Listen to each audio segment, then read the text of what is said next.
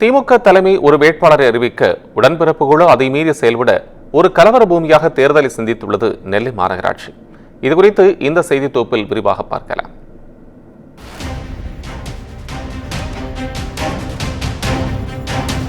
நெல்லை மேயராக இருந்த சரவணன் ராஜினாமா செய்ததை அடுத்து நெல்லையின் அடுத்த மேயராக யார் வருவார் என்ற எதிர்பார்ப்பு எகிறிய நிலையில் மேயர் ரேஸில் கிட்டு என்ற ராமகிருஷ்ணன், கோட்டைமேடு கருப்பசாமி, துணை மேயர் ராஜு உள்ளிட்ட 4 பெயர்கள் பரிந்துரைக்கப்பட்டது.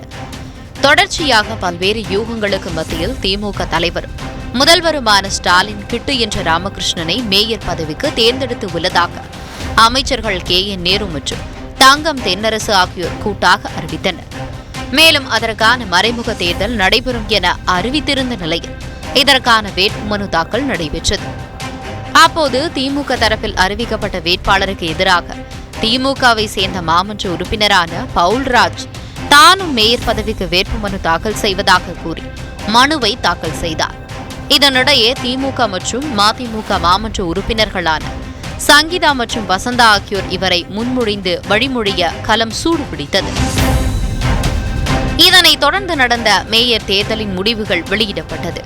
அப்போது திமுக தலைமை அறிவித்த வேட்பாளரான கிட்டு என்கிற ராமகிருஷ்ணனுக்கு 30 வாக்குகள் கிடைத்ததாகவும், திமுகவின் மற்றொரு மேயர் வேட்பாளரான திடீரென போட்டியிட்ட பவுல்ராஜ் 23 வாக்குகள் பெற்றதாகவும், ஒரு வாக்கு செல்லாத வாக்கு எனவும் அதிமுக கவுன்சிலர் வரவில்லை என்றும் அறிவிக்கப்பட்டது. இந்நிலையில் தலைமையின் உத்தரவையும் மீறி மேயர் தேர்தலில் போட்டியிட்டது குறித்து விளக்கமளித்து குமுதம் நியூஸ் தொலைக்காட்சிக்கு பிரத்யேக பேட்டி அளித்துள்ளார் பவுல்ராஜ். கட்சியிலிருந்து நீக்கப்பட்ட ஒரு மாமன்ற உறுப்பினர் போட்டி என்பதற்கு பதிலாக கட்சியிலிருந்து நீக்கப்பட்டாலும் தொடர்ந்து மாற்றுக் கட்சிகளுக்கு செல்லாமல் திமுகவிலேயே தன்னை இணைத்துக் கொள்ள முயற்சி செய்த ஒரு மாமன்ற உறுப்பினர் போட்டி என்று சொல்லலாம்.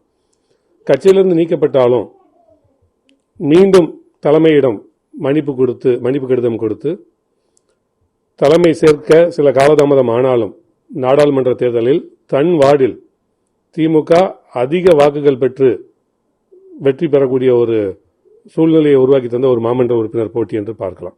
கடந்த மேயர் மீது ஏகப்பட்ட குற்றச்சாட்டுகளோடு அவர் அன்ன போஸ்டில் தேர்ந்தெடுக்கப்பட்ட ஒரு மேயர். இன்னைக்கு இந்த போட்டியை ஒரு ஆரோக்கியமான தேர்தல்னு சொல்லலாம், ஆரோக்கியமான போட்டின்னு சொல்லலாம். இதனால ஒரு ஆரோக்கியமான அரசியலுக்கு இன்னைக்கு வழிவகை செய்திருக்குன்னு சொல்லலாம்.